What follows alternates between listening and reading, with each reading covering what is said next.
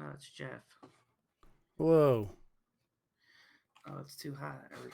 Low? Yeah, now it's too high. These things sure are finicky, I tell you what. Shook-a-da-boop. Shook-a-book-a-doop. Shoopity-boop. Boop. Doopy-doop-boop-boop.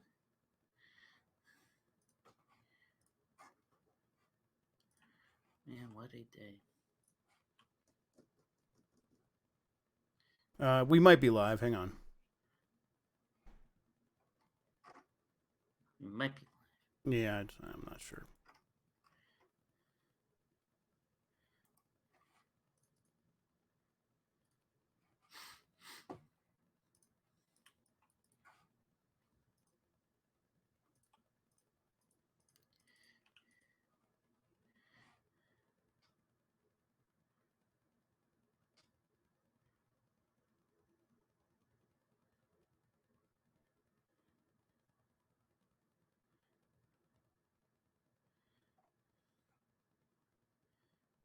Yeah, we're live. All right. We're live, pal. You ever see that WWE blooper? It's great. JR is interviewing Sid Vicious. Sid Vicious is doing this like promo, like a generic like roided up. I'm like, oh, when I get you in the ring. Sorry, I messed up. Can we do it again? Like, we're live, pal. We're live, pal. I have not seen that one, and I would like to now. Great. Then like the Young Bucks, they have that YouTube show. Like instead of saying action, they just say we're live, pal. That's good. Oh boy. All right, I'm good. You ready? I'm ready. All right, let's just do this thing. 5, 4, 3, 2. It's the internet. You're busy. Let's do this. Welcome to the GamesBeat Decides podcast. This is the podcast where we decide everything about the world of games so you don't have to think for yourself. I'm your host, Jeffrey Grubb. With me is Mike Minotti. I was just going to say the next line on my script here, which is, say your name, Mike Minotti. But you already did that, so yeah. I do what you tell me. Yeah, I'm happy for that at least. In today's episode, news and games. Whoa. I don't know. It was a week though, right? Yeah, another one. It turns out. Yeah. We're gonna just keep having them. I think. I don't think we're gonna escape this whole thing. I feel guilty too. Be like, oh, this week was really hard on me when it's people like talking about serious things that need to be discussed and addressed. Yep. I'm like, this makes me tired. Right? Yeah. So then you get guilt on top of everything else. It's great. Awful. Oh God. Yeah. No, I feel the same way though. It's like I'm like, this is emotionally draining for me, a person not involved and just watching from the sideline. But it is. We'll talk about it in news if people are wondering what we're even talking about. But we'll get to that. But it also just on top of everything else, like looking at the COVID-19 charts, Mike, it's just like, it's just going back up. We're sitting. It's not good. Yeah, it's good. One thing. And like, my wife's a teacher. They're trying to figure out what they're going to do. And today, among all this, like the Denver public schools, it's like, no, we're going back full time all day. No more remote learning at all. We're just going to bring everyone back. Just plowing ahead anyways, I guess. I don't know. Yeah, it's frustrating. So yeah, but I'm sure we'll touch on all this stuff. There's video games, and we'll talk about those. First, though, I want to thank everybody for joining us. You can get more from me and Mike at GamesBeat.com. If you have something to share with us, email the podcast at GamesPlusPodcast@VentureBeat.com. That's the plus sign. Thank you to Carlos Ain, who is Insane in the Rain Music on YouTube, for the use of our theme song. And you can if you're listening to the show on the player widget on the website, or if you're watching on YouTube or Twitch, you could subscribe to the audio version of this show on Apple Podcasts, Google Play, Stitcher, and more. Spotify as well. And if you like the show, rate us on Apple Podcast or whatever you're listening on, and tell a friend.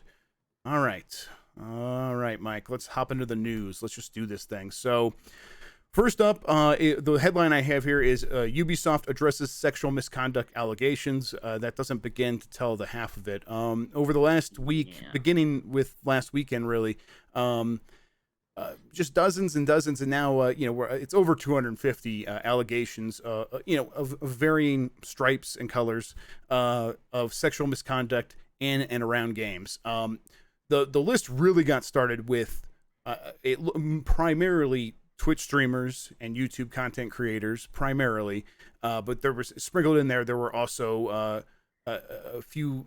I mean, it's hard to even remember, but it's every single person every single job in this industry kind of did not go untouched. Everyone, there's someone.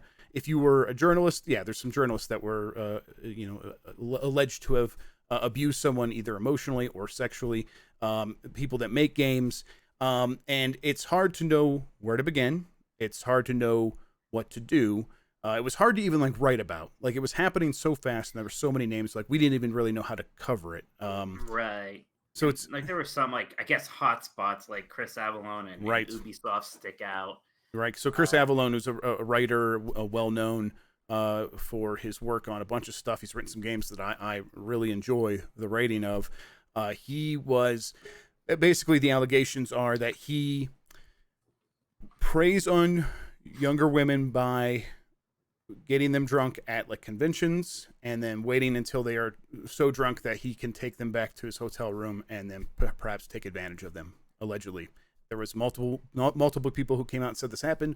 Multiple people who said they witnessed this type of behavior from him, and he has since I think so much as he's apologized and addressed that there is an issue there, and the people that he's worked with at Techland on Dying Light 2 and on another RPG project, they've cut ties. Waylanders, thank you. So so it's like, yeah, right, a hotspot. Like that one's like, it's easy to be like, here's some a bunch of credible people saying something happened, and there's been some consequence to that. But like I said, there's every single thing you can imagine here, and really what this speaks to, right, is there's a systemic problem. It's happening because we have created an environment, and society's created this environment, but within gaming we've repeated this environment where people feel they can get away with these behaviors, and holding people accountable is the first step to that, but it feels like what's the next step? How do we move forward and create an environment that it does not perpetuate these behaviors? It's challenging, but it must happen. Mm-hmm. Yeah, I mean, there's some not fast solutions, but some obvious ones like hiring more women and more diversity and better HR that is more about protecting employees and less about protecting companies. But again, like a lot of these things, I could say them, people need to do them. So yeah, it's rough. And I mean like Ubisoft, like they had so many different allegations coming out, and that always struck me, because I don't know about you, but I was always kind of under the impression that among like the big publishers, like Same. Ubisoft was one of the better places my work exact sentiment. Yes. And then like it's like, oh, actually, they have a lot of scumbags there and a lot of problems with this, and it's awful. And even like they've addressed it, but it wasn't like it's always silly, like, oh, like judging like the apology and how they address it, right? Because like it matters, but it doesn't matter as much as like what actually happens. But still, like you get such a feeling from those things and how they address things. Right. The feeling I got from the Ubisoft one was really lukewarm. Like there's no soul in it, And like if there's a time to maybe inject a little soul or emotion into something, right? Like I want the Ben and Jerry's Black Lives Matter pose. Absolutely. Yeah. Not the very typical using the word allegation like 50 times. Right. And they do that for the same reason we do, because we're in a position where if we say something and it turns out not to be accurate, we'll get sued. And this enables us to talk about it in a way where it's like we are speaking to it, but without like the risk of like giving a person the chance to just sue everyone who is talking about it. The Ubisoft thing, it is, I'm not going to read it. You can read it. It's on their news.ubisoft.com website if you want to go find it yourself. But yeah, there's no name attached to it. I mean, you can imagine what it says without saying it. Right, yeah. Reading it, I mean. Right, Yves Guillemot's name's not attached. It's just a kind of like a news bulletin with no author. It doesn't seem like, it seems like it is, the corporate PR take on this. And it feels like what people are saying is that sort of reaction to these allegations is the reason that these things continue to happen over time, is that this isn't enough. It isn't thinking about the people actually involved. It isn't treating human beings as resources for a business and not as humans themselves. And it's right. And Ubisoft, it was like dozens of allegations just of people that work there, and now not everything is to the level of sexual assault, but like Ashraf Ismail, who was the creative director on Assassin's Creed, he was accused of infidelity, but the emotional abuse that went along with not telling the people that he was in relationships with that he was married, and the emotional abuse of of not giving the person the chance to consent to being in something that involves infidelity. That is, there's a spectrum here, but we don't need to like try to figure this out. It's just, we know that is a person in a position of power taking advantage of it. He used like his work address to say, "Oh, if you're going to send me something, send it to my work address at Ubisoft. I don't take mail at my house." And it is a person in power taking advantage of that power, and that's the real issue. And the systems have to be built to hold people accountable. And I think you're right about putting more people, a bigger variety of people into those positions in the first place. Absolutely. And unions would probably help too. Probably. Yeah, so. Right. Especially in higher roles, exec roles, and stuff like that. Right. Mm-hmm. Yes, it's absolutely. great hiring people in entry level positions or mid level, but more bosses and stuff like that. But personally, thank you to everyone who did speak up. We were complaining up front about how it's draining. We can't imagine what it's like for you. It's weird because I don't want to say that I think maybe you feel the same way. I don't feel sheltered from it, but we work remotely our entire career in this industry, right? Like we are not working in these hotspots or in big offices or anything like that. Like I'm in Ohio, you were in Ohio, now you're in Colorado. Like I've been in middle of suburbia the entire time. Right. I've been in this industry, and I used to always kind of regret that, like, oh, I'm not part of these big like offices, and I don't see people. And now it's like, man, it kind of sounds like like in the IGN stuff, right? Like, like that's it's like it's not necessary. There's some sexual assaults, like it's bad behavior there, but just like reading this stuff, I'm like, I'm just kind of glad. Yeah, it just sounds like about that. Yeah, dehumanizing behavior, as well, and it's they're all in the same family of harassment. But yeah, that's I felt the same way. I was like, it is. I am happy for the way that things turned out for me, because it's like I get to just. I work from home. I set up my whole life exactly the way I want it to be, and I just assume that people are doing good on the other side of emails.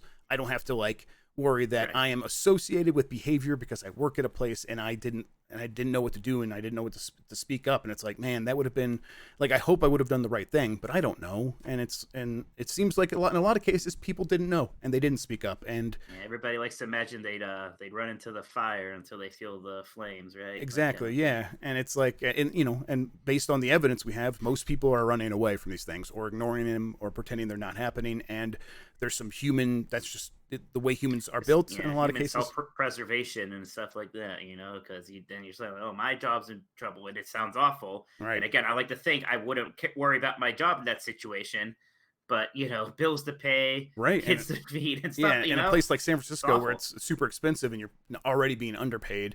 Yeah, a lot of people said that they felt afraid for their jobs all the time, and that was part of the harassment. So, yeah. It was like, okay, it seems like since a lot of these allegations in regards to IGN, they've really cleaned themselves up. Tina Amini is and John Davison are over there. No, to be clear, everything I see is that the current IGN team is awesome, and I know a lot of them, and they are awesome. Yeah, and it seems like they did a lot. IGN's great right now. It seems like they did a lot of that changing on their own, right? Without a lot of like this stuff coming out first. It's some of it did. Steve Butts was a big black eye for them.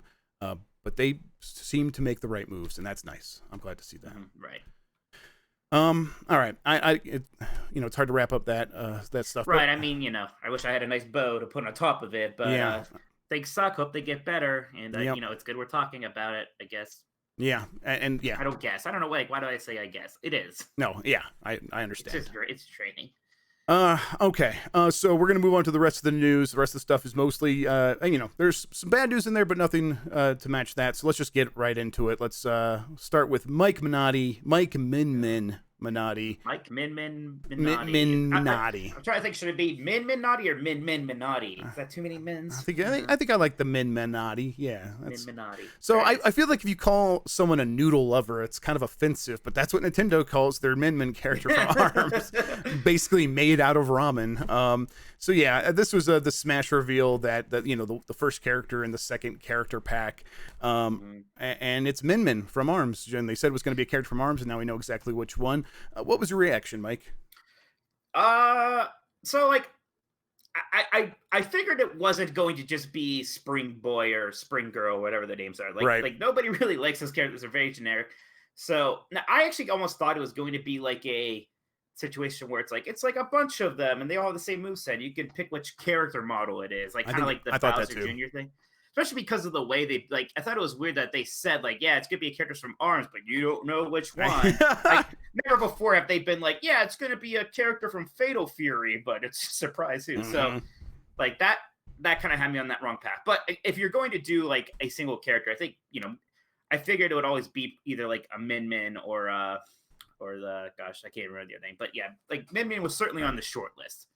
So I wasn't too surprised. I think she has a good character design. I think what they showed of her moveset is interesting. Although again, like the moveset is basically it's a lot of just usual ARMS stuff, right? Like a lot of the ARMS characters are basically kind of moving the same with different like weights, right? And a few stretchy arms techniques and stuff. Yeah, totally. Yeah. Right. But I mean, yeah, it looks cool. If nothing else, like the ARMS soundtrack is great, so I'm kind of excited that like those songs will be in the game. Yeah, so, without a doubt. Yeah, they also revealed that they brought, like always, some more Mii costumes, including Vault Boy, and like the characters from Splatoon, the girls. I can't remember their names, but Splatoon. Yeah, it's the team. Yeah, it's the Marie like, DJ team from the first game. Yeah, that's right. But yeah, it's I don't know, that stuff looked cool, but it's just, I guess, how are you feeling about this first batch of stuff from the new DLC? Yeah, I feel pretty good. I mean, it's not like as crazy or sexy as Banjo-Kazooie or even Joker from Persona, but I always thought it was a little weird that there was an ARMS character in there originally. So I think getting one in there now is good. I think she's gonna play well. I'm kind of excited to. I haven't played too much Smash Bros. Since the pandemic started, really, right? Because it's a couch co-op game, so not co-op, but it's a couch game. No, so, I hear you. Yeah. But like this will be an excuse to like kind of load that up again and have some fun with smashing up, especially now that like I'm starting to not play Animal Crossing every single day, so I can maybe go for a little Smash. I Even with the update there, they didn't put it in the news, but there's a new update coming. You could swim. Yeah, I mean, no, I'm still gonna play Animal Crossing, but like, and I have the 5-star island now. I have. I like the way my island looks. There's nothing except for maybe trying to get like some more stuff for the museum. There's nothing crazy I'm trying to accomplish in Animal Crossing anymore. So I'm not like doing my like daily chores, if you would, quite as much. Yeah, no, that makes sense.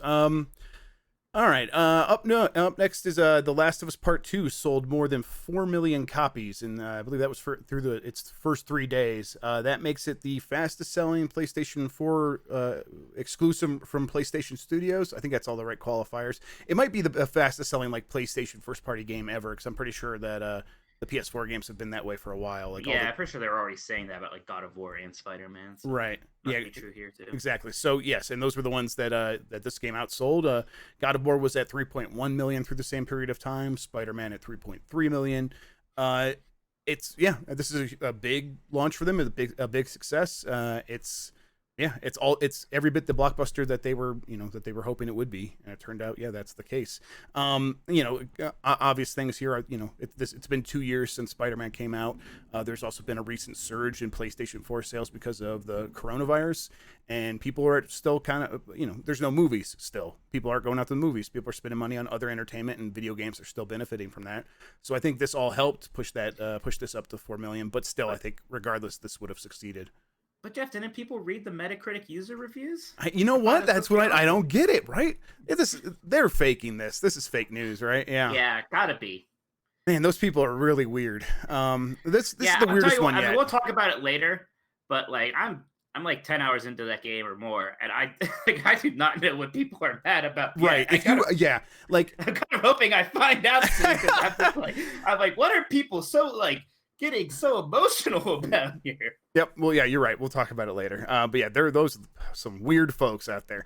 Yeah, I don't know. This is kind of what I expected. Do you think that this is going to end up doing like 15 million copies or 20 million? Could get up to like the Grand Theft Auto 5 numbers or anything like that? If it gets a boost from PlayStation 5, right? Like if a lot of people buy PlayStation 5 and then for some reason maybe they didn't have a PlayStation 4 or they weren't playing for a while, and then they're like, okay, now I'll buy Last of Us, maybe. Yep. So like, I guess you're asking, is it ultimately going to sell more copies than like God of War did overall? And sure. Yeah. I'm not sure.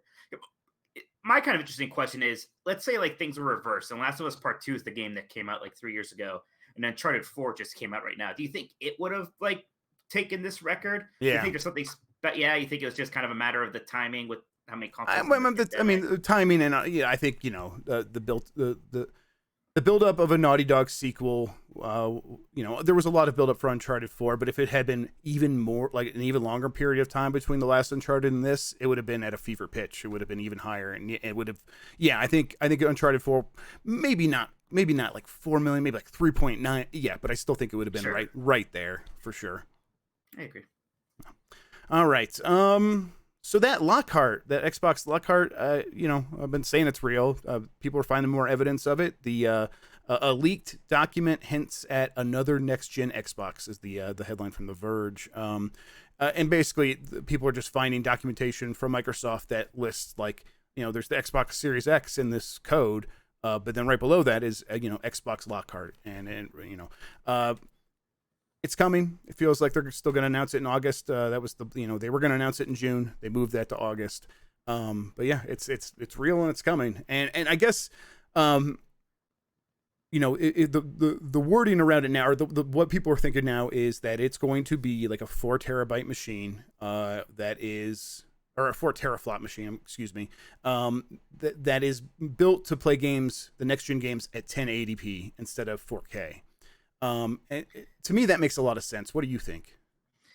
I mean, it makes sense that like this is their way to make like a $250 new system, right? Like that's got to be the goal. Maybe 300. Like this reminds me kind of like Sony used to when the new system was coming out. Like when PlayStation 2 came out, here's the PlayStation 1, like ONE. And it was like, look, this is like the cheap way to have a PlayStation, but it's like still kind of new and exciting. And the same thing with PlayStation 2. And they stopped doing that. This kind of reminds me of this. Like this is kind of just like a step above like a Xbox Series X, Xbox One X. Got these names. Yep. Holy crap. So, I mean, I think there's a little risk of confusion here. Yeah. Because it's like, what is Because like Lockhart almost sounds like more of a next gen name than Series X does. Yeah, I'm sure when it comes, it's going to be Series S probably or whatever. Right. That's not less confusing. I thought the whole idea of Series X was that's the series. So Lockhart's not among the X series of Xboxes.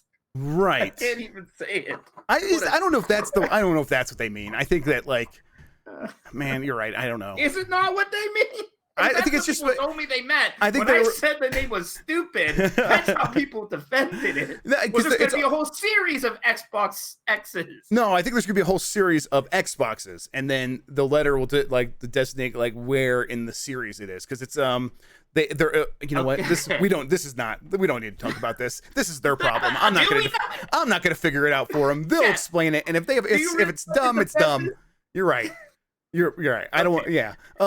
So yeah, it's gonna come out. It'll be called something, and to me, like there is like a lot of potential here. I think for confusion, but I think there's a lot of potential for really like strong sales too. Because if you think about it, like the system should be significantly less expensive to make. Maybe not super less expensive because it should still need to use the same CPU, I think, and the same SSD. And then the same architecture overall to ensure that it can play next gen games, even if it's not, even if the GPU isn't up to snuff. But the GPU could be really cheap compared to what they're putting in the Series X. But you got to think about it; they could also not include a controller because, or they could like make a version without a controller, right? That is significantly cheaper.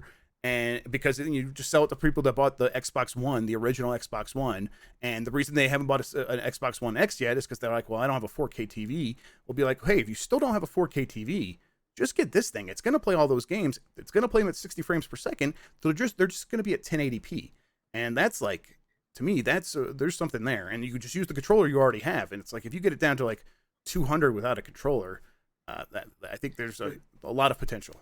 Does it still have a disk drive? You know what? I don't know. That's a good question. There might be some reporting on this somewhere, but I'm not sure. I think it probably does because you're trying to sell to people who are upgrading right now. It's okay. I think it does. Yeah. Do you think so? Do they just like is like the Xbox One X still going to be there and be like the even cheaper thing, or do you think like they're going to really scale that back and try to not maybe have that on like store shelves as much? Yeah, I think that one. Here are the two options. Yeah, I think it phases out. Yeah, I think they phase it out. Yeah, I think that makes sense. I mean, I'm sure they'll sell through their stock, but once that's gone, I don't see them continuing to make that because I mean, first of all, the Lockhart's going to be cheaper to make, I think, than the Xbox One X even at this point, unless they did a revision of the One X and called it a third thing. Yeah, I don't know. But I would guess that they just phase that out, But yeah, I mean, this is like a price play. It's to like ensure like, oh, we're gonna have the most powerful system, but we're also gonna have the most affordable system and all that stuff. But I think for our audience, for us, it's still we wouldn't consider this. I would go for the more powerful one for sure. Right. Okay. Yeah, I think we'll find out about this in August, though. So if people are wanting to, know for sure, just wait until then. That could still change, but I heard recently again that it was still August. All right. More Microsoft news. It is it shut down Mixer out of nowhere. Yeah, God, that was this week too. Man. Yeah, that was this week. At least in the last 7 days, I guess. Yeah, they shut down Mixer. So we woke up one day, and well, I mean, Dean got the embargo, so we knew it was happening, but it was still wild. Yeah, they're selling the business side of things off to Facebook Gaming. And if you're on Mixer and you could just sort of, I guess, I haven't really looked into it, but I guess you could just sort of migrate to Facebook Gaming and continue there. Microsoft is keeping the patents that like Mixer and then before that Beam.Pro is what it was called. Those patents for streaming, Microsoft's keeping those things. And yeah, like they're just getting out of the business. And this is like just like a year ago, not even. They were giving $50 million to Ninja to come stream exclusively on Mixer, and Shroud got like 10-30 million, I don't know, a lot of money as well, and a bunch of other people. There's a bunch of other people involved in those deals to get exclusively on Mixer, and Mixer wasn't growing. Its overall viewership hours was flat year over year compared to like. Isn't that insane? That is what, right? It's like spending that much money and like nothing. I wonder what like the long-term ramifications of that are going to be, just in terms of like the idea that like these streamers are like right worth, I don't know what, like worth something, but like worth like what do you do with them? Like, are they? I guess they're good for advertising, obviously, but it's just bizarre that like if people supposedly care so much about this person and this brand, like why is that not help? So like there was nobody bigger than a Ninja. And that didn't move the needle. Then it's like, well, then nothing can. I think you're right. So I think it's like there was an audience that followed those people over to Mixer and continued to watching them. And it was a significant sized audience. It was like pretty close to what they had on Twitch. The whole problem here, though, is that none of that filtered out into the rest of Mixer. People weren't suddenly like, oh, Mixer is my platform. That's where I go to discover new people. They were still going back to Twitch, and that's where they would find new stuff. But, if Ninja was on, they would go watch Ninja. But it just was not helping the platform grow at all. And so it's this wild thing where I think you're right. People are going to look at this, the people that are signing these big deals to get exclusive content on their thing and be like, what aren't we understanding here? Why didn't this help? And I think what it says is you can only count on their audience coming over. That audience is not like there's something else happening on Twitch where Twitch has reached this critical mass where people just go to it just to like go to Twitch and see what's on. And you can't buy your way into that by paying a couple of streamers a lot of money to come do exclusively on your thing. It's something else. This is kind of have you thinking like Twitch is it. Like Twitch is going to be the thing for like the far foreseeable future now. Like yeah. I mean, if this didn't, I mean, and like Mixer seemed well liked by a lot of people who used it mhm. and hosted on it, and like it certainly it had backing from Microsoft. It had these big like news making deals and stuff, and it just didn't take. So it's hard to imagine like what can like things like Facebook gaming and YouTube gaming. They're working and they're growing for what they are, but it's not like it's offering something different than Twitch is really, Mhm. right? Yeah, I think so. And YouTube will continue to have its like on-demand video stuff, just completely own that space, while Twitch owns the live space. And Facebook gaming you're right, has been growing, and it's been growing like 200% year over year. So it's some impressive stuff, and it was bigger than Mixer. And these are according to figures that some of that stuff's got to be self-reported because it's the number, like they're looking at the number on the thing, but it's from Stream Elements, I think. And they would track this stuff, and they would see, Facebook gaming is growing. It's like, how much can you trust Facebook's numbers? That's been a conversation for a long time. But let's say that stuff is real. It's still, I don't think it was for the same kinds of games that were popular on Twitch. I think my understanding is mostly like mobile stuff was like really popular on Facebook gaming, and that makes sense. It's like a place where that kind of audience could grow. Does that, and when Ninja and Shroud were given the option to sign big deals with Facebook Gaming, according to the reporting, they turned it down, and now they're just free agents. They're going to go where they're going to go. I can't imagine they're hurting for very much money right now. Right. I would have done the same thing if I were them. So yeah, I mean, I guess the bottom line here is Facebook gaming is not going to like replace Mixer on the Xbox UI or anything like that. Microsoft's not like, oh, you're gonna actually just come be our Mixer on our thing. I think obviously Microsoft's like, this, we know this didn't work. Now we know. We've spent a bunch of money to find out a really tough lesson that you couldn't buy your way into the space, but now we know, and now we don't have to try anymore, and we're gonna cut our losses. And I think that might have meant that like some people, a lot of people that were like building up their community on Mixer got cut off suddenly without knowing this was going to happen. And there were reports that a lot of employees didn't know, although I'm not sure exactly where that came from. And so yeah, but they know not to try this anymore. Just back off and go with Twitch and build a really good support for Twitch and YouTube into the next Xbox instead. And that's, it's better than trying to drag Mixer out for years, right? Like this is better than that.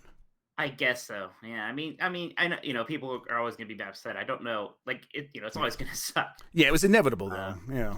So just rip the Band-Aid off. I'm sure someday within the next year or so, we're going to wake up one day and it's like, hey, Stadia doesn't exist anymore either. Right. Yeah. And it's like, but I'm glad they did it now before the new Xbox though, right? Because it's like you've come up with a new Xbox and you build Mixer into it, and then you have to like rip that stuff out and put new stuff in. Yeah. Yeah, I think that's probably part. I think once they realize like this Mixer's not going to be a part of like the Xbox Series X UI, it's like, all right then. Yeah. And they were pushing it pretty hard on Xbox One for a while, right? Like talking about that stuff constantly, but did not take. No, it did not. All right, so we got some other stuff happening over this last week in terms of just game reveals or new previews, not E3 involved and stuff. Marvel's Avengers was one of the biggest ones. Cyberpunk was the other one. But let's talk about Marvel's Avengers first. Did you watch any of this? I did watch a bit of it, not all of it. What was enough to get the flavor. My opinion was, I think I was kind of defending this game a bit last year at E3. Yeah. And now I'm kind of coming around to the other side a little bit. More so than anything, it's just like the gameplay doesn't look very like there's much going on. It like people are saying it kind of just looks like Marvel Ultimate Alliance, but like with kind of AAA production values, maybe. But like it's basically just like a beat 'em up almost, but without too many. I mean, maybe there's got to be more to it than what we see. But like, and there's like not a lot of like good weight to hitting things like Thor's like hitting people with his hammer, and there's like this thunk sound, like a hollow piece of metal is like crashing on the floors. Like it's a thunk, and I'm like, that doesn't seem what Mjolnir's. Oh gosh, I can't say the hammer. The hammer should sound like Mjolnir. There you go. So I think you're right. I don't know. I thought it was. It seems like. I mean, I don't think they can be happy because it seems like the response from a lot of people was lukewarm. Yeah, I mean, it seems like it could come out and be an Anthem, I think is the problem. Like it could come out and maybe there is something fun in there, but it's going to come down to I agree that the gameplay looks boring. It does. Imran Khan, former Game Informer writer and freelancer, said he heard reports from people who have been testing it that it is boring, and I believe it. But it's, I think it's going to come down to, I think if it is boring to play, and and that stuff comes together in the final weeks, always with development, that stuff could get tightened up, and they could find a lot of the fun that they knew was always there by just tuning things up and getting it right. But I still think this game, based on what we've seen now, is it's going to live and die on how good of a Diablo it is. Is it fun to progress? Is it fun to dress up your character? Is it fun to get new gear? Is the gear meaningful? Is the gear meaningful enough that you do want to run these things over and over? And even if there's like a lot of stages, how different is that content? Is it just going to be a lot of aim robots, which is what they showed, as the enemies? Yeah. If that's the case, people are just going to bounce off, and it's going to be an Anthem, and that's rough. It's funny, you didn't even you even mention story, because I don't have any faith in it. I don't faith in it. It's right, because I'm looking, I'm yeah, that certainly seems like a Marvel comic book story. Yeah, and it seems like a glorified tutorial. It really does. And I think you could play through the whole thing by yourself, and I'm sure there will be narrative elements, as you go through these online missions, even if you are by yourself. But the thing that they're showing, that where it's you're playing through a story as a character, and there's stuff happening in a day, all this stuff. To me, that just seems like it is the table setting, and once you're through that, you're gonna forget about it, and it's really gonna just be running these missions over and over. So we'll see. The problem with taking something like Marvel Ultimate Alliance and making it closer to AAA, which is that you could see it in the evidence of the game itself. It's expensive to make a lot of content, so you either have to cut corners, which it looks like they did. It just doesn't look great. It doesn't look like as good as Spider-Man or any of the recent modern games. And then it's also hard to make enough content so there's enough variety. And we definitely felt that even through the stages, it's just one aim robot after another that either were exactly the same or looked really close. Which I guess that makes sense. You're fighting things off an assembly line, but it's not fun when you're playing the game. We'll see. Yeah, I mean, so Anthem was kind of hurt a lot by high expectations. Maybe Marvel's Avengers will be helped by low expectations. Good point. We'll see. Yeah, maybe. Then Cyberpunk, which I watched that as well. I'm ready to play the game. It looks really good. I just want to. I'm starting to be hey, this could be a Deus Ex sort of game, one of the recent, the modern Deus Ex games in an open world. And I hope that it really deals with the ramifications of that, right? There's you can approach things any way you want, but as soon as you put that in an open world where it's well, what if I want to walk away from this entire thing and go get engaged in some other gang that has nothing to do with this and see what happens? Does the game account for that stuff? I hope it does. That's kind of where my expectations are set now, though. If it doesn't do that stuff, then I think they, it's hard to say, but I think they failed, because that's what they are seeming to sell me right now as I watch these early previews. But I don't know. What'd you think? I know you kind of watched it a little bit.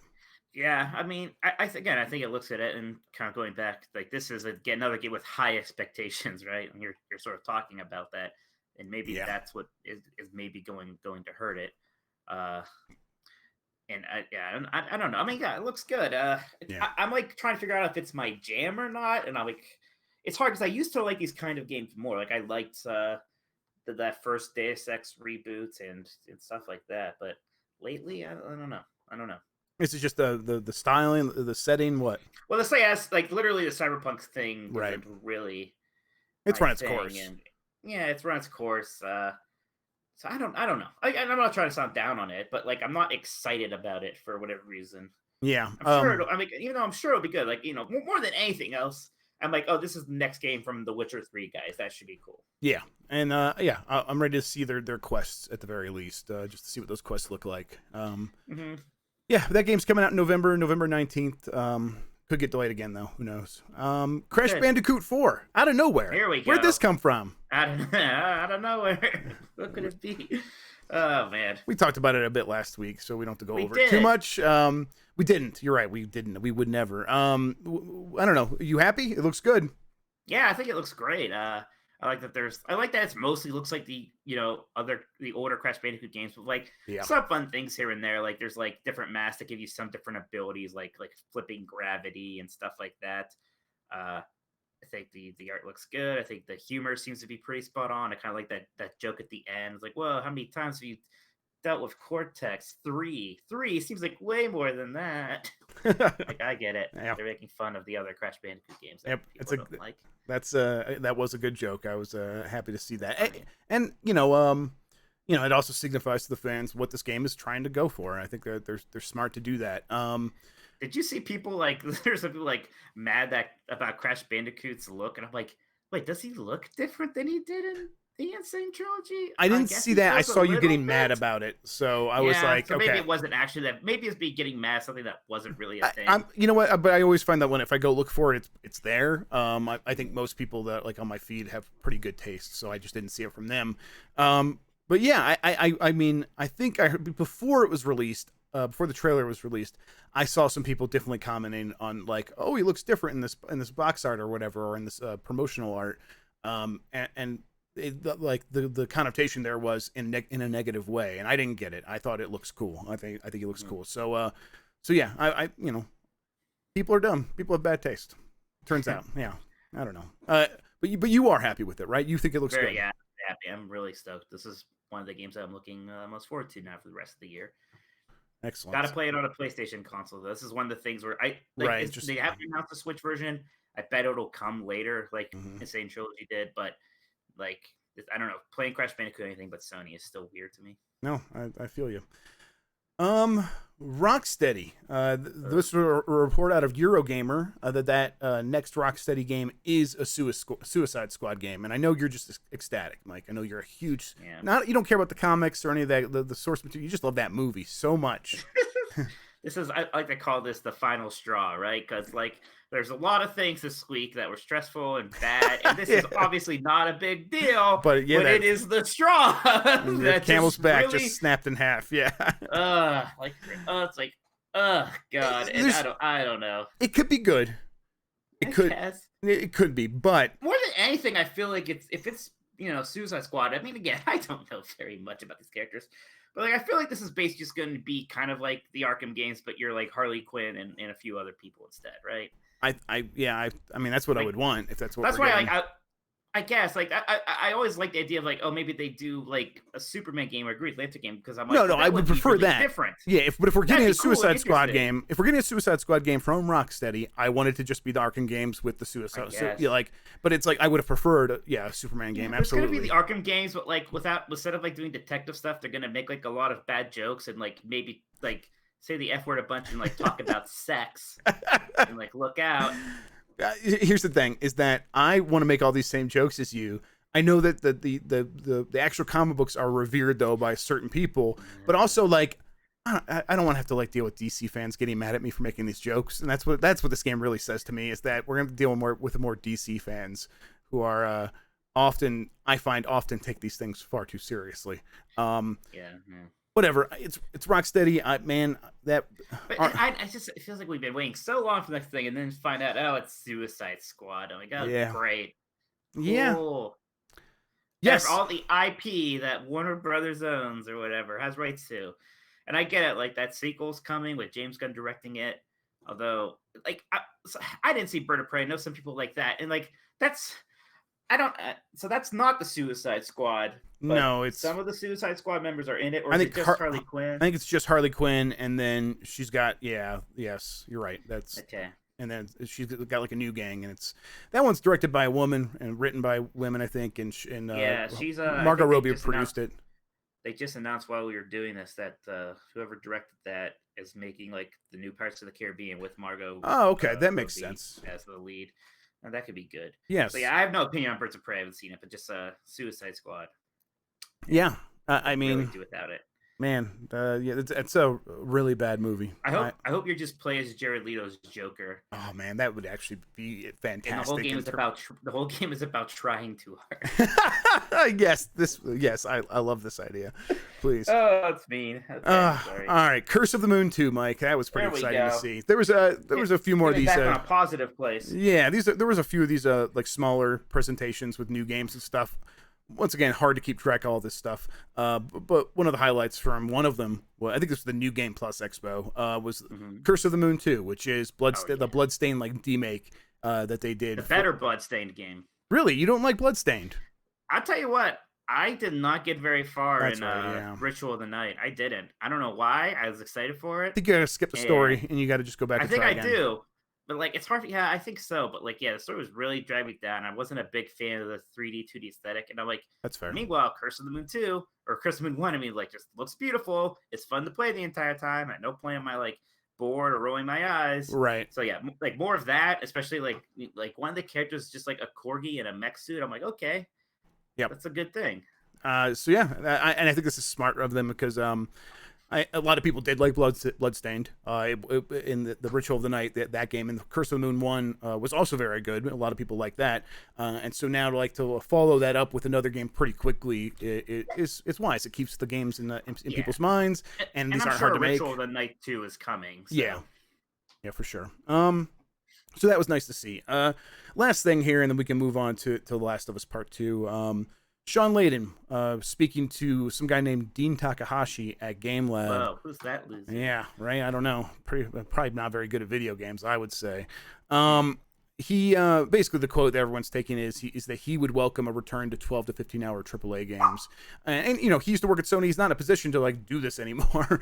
But I just think it's worth bringing up. They'll be like, do you expect with the next generation of games for The Last of Us Part 2 is 25 hours or so. Is that like the level of game that you expect in the next generation? Or do you think they're going to have to get smaller because like everything else is going to get more expensive, so making content's going to be more expensive? Yeah, it's weird because we're going to talk about Last of Us a little bit here, but we could just maybe transition to it I said I was like 10 hours into it, and part of me is almost like, is this game really going to go on for another like 10 to 15 hours? Yeah. Like, because I mean, how long was The Last of Us 1? I feel like, I don't know, it wasn't that long. I've been playing some PlayStation 2 games, and those are all like nice 10 hours long. And it's just like, man, where did it happen where we used to understand, like, yeah, RPGs are long, it's one of the games, but like, this like game made from whoever, this platformer or shooter, that's going to be like 8 to 12 hours long. And like, and that's not been the case for so long that I don't know if you can suddenly expect people to go back with you. Like, I feel like that if games start trying to be 10 hours long again more regularly, I feel like people are going to complain and somehow turn it into like, this is a bad value. So yeah, I don't know. I hate it, but I don't do I think Horizon 2 is going to be there's no way that's not going to be a longer game than the last one, right? Yeah, I think you're right. Yeah, it does feel like it has to be more, and that means it has to be longer. And I agree, that's a bummer. I think, man, 15 hours feels like the right mark for these games if you're trying to like say you're a big game with a lot of value and a lot like in terms of like playtime. You're right. Like I'm like 5 to maybe 6 hours into The Last of Us Part 2. And the idea, like I'm already kind of accepting the fact that like I'm probably never gonna finish this game. It's like I could play like 2 hours every couple of nights, and that's like longer than a month like it would take for me to actually play through the game. So I just don't, by that time no one's going to be talking about it anymore, and it's going to be kind of all it's going to be past. So yeah, I think 15 hours is digestible, and it's still a lot. I think most people, and you could always add like New Game Plus to keep stuff going for people that are super fans or whatever. So I don't know. I think it's the right amount of time, and I do think he's right that it's like games are going to get more expensive. Like, where do you cut back? I think just on the total amount of content, cut back there, that saves a ton of money, and what you have can be super refined and look a lot better and play better or whatever. So right, I mean, yeah, it certainly seems to be like the solution to that problem, right? Mm-hmm. And it's a solution. Obviously, some people just aren't good. Like, there's no way Rocksteady is going to be like, yeah, we're going to make a $10 Rockstar is Right. gonna make a 10-hour game now, right? Right. Like Grand Theft Auto 6, like they're gonna say it's just the biggest, longest Grand Theft Auto yet, right? Like that's going to happen. Like look how much insanely bigger Red Dead Redemption 2 was from the first one. It's like did it need to be that much bigger? Mm-hmm. And it's like it's hard to say yes. I Yep. don't know. Yeah, and I think like a good like when I look to this sort of thing, like Hitman is a really good example because it's like it's open world, but they're very tiny open worlds. But there's a lot of detail happening, a lot of like intricate clockwork movements of people that you can interact with, and you're supposed to like play them over and over and over again to see how these different intricacies, can be affected and changed. And that only works because you're in a relatively small space. And so I think like you get something back by taking away from this overall traditional concept of scale. You can have more detail, and to me that's kind of one of the things I want to see in the next gen. So especially with these improved CPUs, more simulation stuff could be very exciting. All right, but speaking of The Last of Us Part 2, we've both been playing it. I guess you just want to do your quick like take so far. Yeah, I mean it's hard because like I still don't want to spoil anything. Yeah, we don't have Yes, to do that. We're not going to. yeah, it's weird because whenever I'm playing the game, I like it.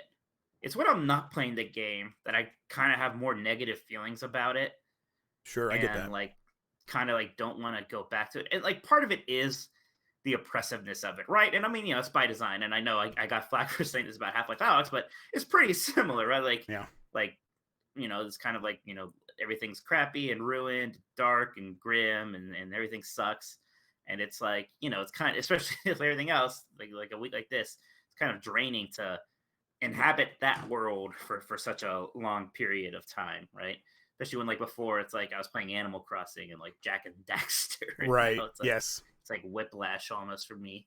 But like it's there's the I hate to say craftsmanship, this sounds so pretentious, but like it's such a well-made game. Yeah. I mean, Naughty Dog is just ridiculous with the character models and the animation and the environments. Like it's if it's not the prettiest looking game of this generation, it's got to be up there at least. So that it's, and like and that stuff's not just like curtains to me. Like that does make the experience better. It's like I have Agreed. fun seeing how good this stuff looks, and that is certainly a big part of it. And I still think like the gameplay kind of loop of the original Last of Us, that's very much still here. Like it's mostly a stealth game, and there like ammo scarcity is like actually a thing, so you have to worry about that. And there's kind of like the on the spot crafting. Like, I think that still all feels really good, intense and stuff. So like I'm not sure why I don't love it more. I guess, and I think I can't really. I'm not sure how I totally feel about it still until I beat it. Which again, like I already talked about it right now. Like I'm already wishing that I was closer to an ending. Like I was wishing things were happening a little faster. Instead, I feel like it's game's really taking its time to do something, and I feel like I know something weird has to happen because everyone's mad about something, and I'm like, it's gotta. Unless it's something that's already happened and they're mad about that, and I think that's part really of it. Yeah, stupid. yeah. I think But, that is like, what it is. Jesus, I think that's the biggest part of it. But I think most of it's just that I mean, this isn't a spoiler. Ellie's a lesbian, and I think most of the people that are hating the game are just homophobic. And I mean, I tell you, I mean, if you didn't, I mean, like if you had played the first Last of Us in that DLC thing, and you didn't think that Ellie was like potentially a lesbian, like come on. Yep, Like, that's shocking. And if you play this game and you're not like immediately like, man, these characters are actually great. This flirting is really touching. Like, it's there's something wrong with you. It's not something wrong with the game. I think a lot of that stuff's working for me. The characters are working. I'm really interested in the villain characters. I constantly want to see like, okay, what's going to happen next with them. I'm talking around stuff because I don't want to spoil it, but like one of them's named Abby, and like seeing her thing early on, why? What is going on here? Why is she so mad? Like, that stuff that they're singing their hooks into me in terms of like telling a compelling story, in terms of just like the character drama. But like the plot, and I guess it's not too much of a spoiler here to say that this is a revenge story. Right. They were always very clear about that. And I'm like, how interesting is that going to be? And Yes.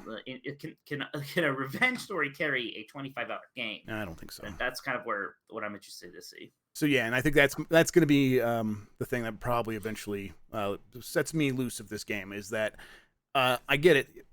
You know, you go out for revenge, dig two graves. It's an old saying for a reason. Like we know it, we get it. Yeah, we get it. We know it. There's been lots of art that has dealt with that. Mm-hmm. And I know that, and like part of it is like I'm thinking about criticism. I've just heard of the game before it even came out, and like one of the things people saying like this game's not really about anything.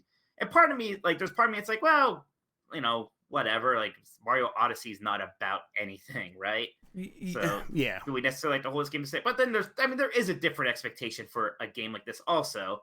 And when you are kind of going through so much story and so, you know, you're seeing so many great characters, you kind of don't want that stuff wasted on this kind of narrative that isn't necessarily all that interesting, I suppose. And like, I think again, I don't know if it's interesting or not yet. I'm not through it. Right. Yeah. And like, so that was the stuff that's working for me. But like, I think like you're touching on another thing where it's like, for me, like Mario Odyssey and a lot of video games, they're not about like the things that movies are always about, like, you know, human beings and their problems. It's about objects and the way that they meet, and when that resistance happens, like what resistance is put on the player because things are like getting in the way, or you know, just physical objects moving through space time, like that's what games are really good at. It's like just physical interactions and the results of those physical interactions. I think that The Last of Us Part 2's stealth action gameplay, it is refined and it is good, but it is very much limited in terms of what you're going to do with it, because it's happening. Presenting problems for players. Yeah, it's just putting you in in a room that has an obvious solution. It's not like the sandbox that like Metal Gear Solid 5 was, which has similar gameplay. But that was done in an open world, and you could approach things in sort of any direction and come up with these crazy plans. Yeah. And it's like here, it's like I get into the situation where like, oh, there's some clickers or whatever, and there's some people trying to hunt me down, and there's a bottle on the floor. I get what I'm supposed to do here. I'm supposed to get them to fight each other, and then I watch the chaos ensue. And it's those systems are there. These systems of interaction are there to engage with. It is just like, I'm still in a very directed experience, and I'm still in this thing where it's like, the game doesn't want to give me too much of a leash. It's like, you know, we did build these things, we want you to experience them, but it's not your idea. Like, it's the game's idea, and that's for me. That's where it's like, okay, I get it, I played it, and it's really well made, but I don't need to do that over and over again for 25 hours.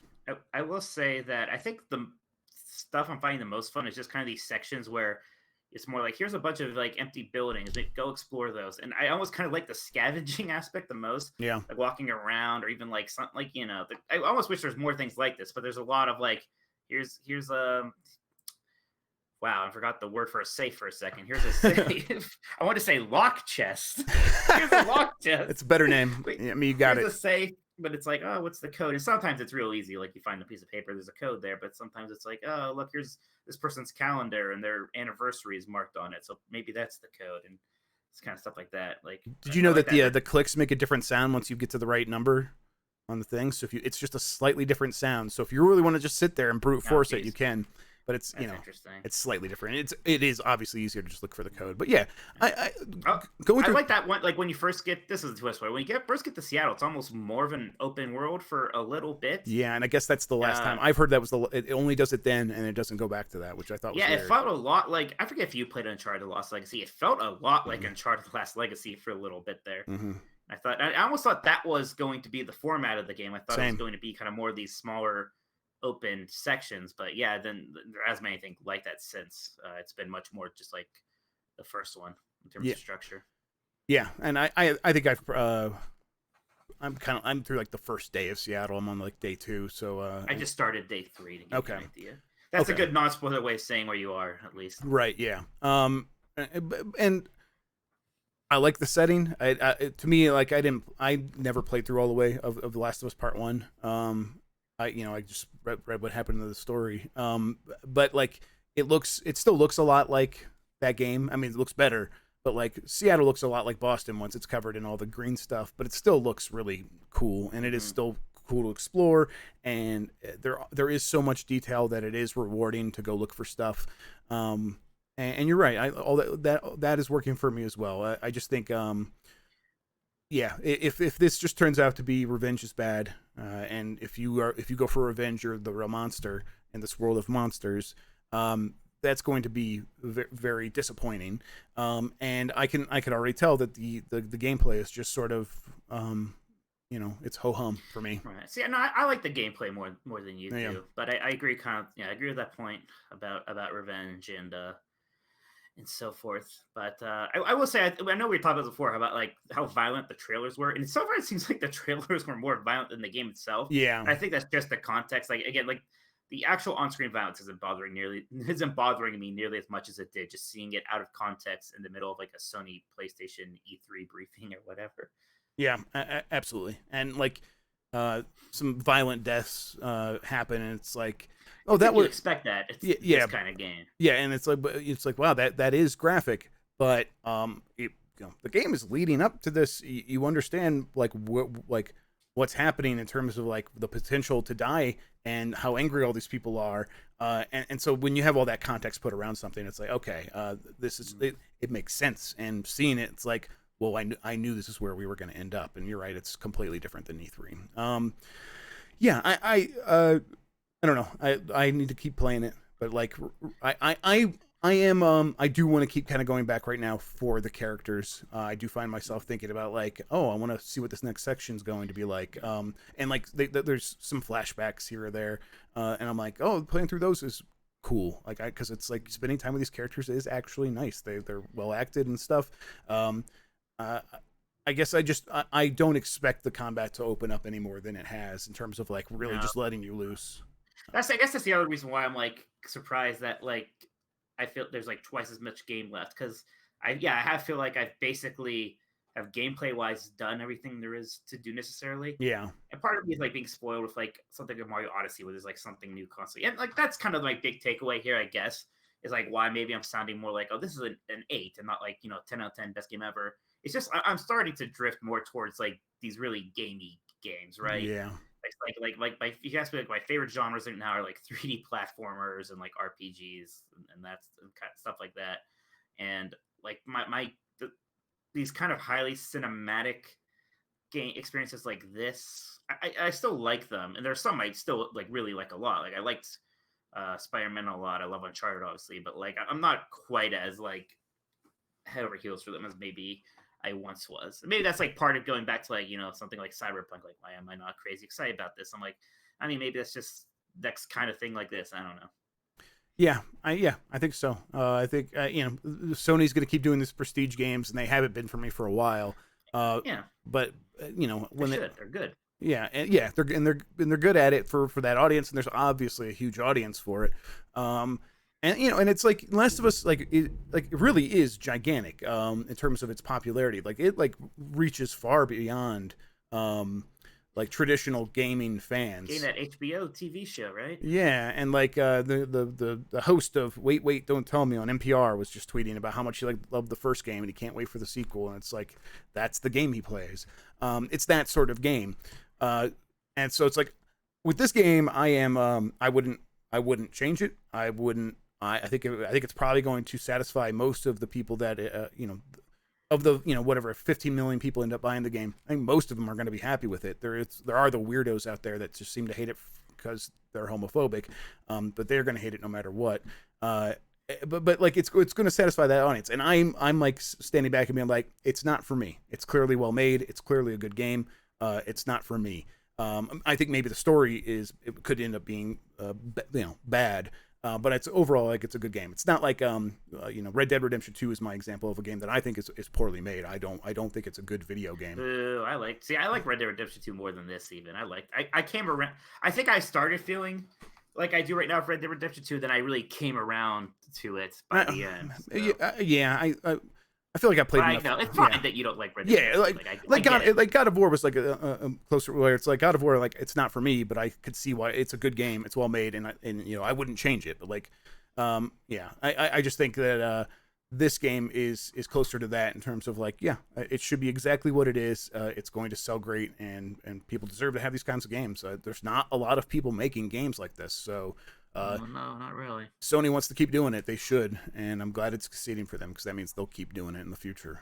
Even if they continue not to be for me, like a Spider-Man is, and I'll get the next, I'll get Miles Morales and then Spider-Man 2, and I'll be happy with that. So There you go. yeah, I'll keep playing it. Maybe we'll do a check-in next week, see how we're feeling. Yeah, I'm sure I'll beat it eventually. Yeah. But yeah. So look forward to that. But I think that's gonna be it for this week, Mike. Why don't we wrap up this episode? Yeah, let's do it. Tell people where they can find you on the internet. You can find me on Twitter at Tolkoto, Tolkoto, and my Disney podcast, which is 90s Disney at 90sdisney.com, and wherever you find podcasts. And I am at Jeff Grubb on Twitter. You can get me on twitch.tv/Jeff Grubb and youtube.com/Jeffrey Grubb. And my other podcast is How Games Make Money. A new episode went up earlier today. That episode was an interview with Jeffrey Thompson Jr., who is one of the founders of Epoch Media. He is a Black American in an accelerator program in Poland, and he's trying to be the first Black American to get VC funding in Poland. We talk all about that. It's a good episode. Check that out. But yeah, otherwise, thank you for listening. We'll be back with another new episode next week. Until then, have a good one, and goodbye. Bye.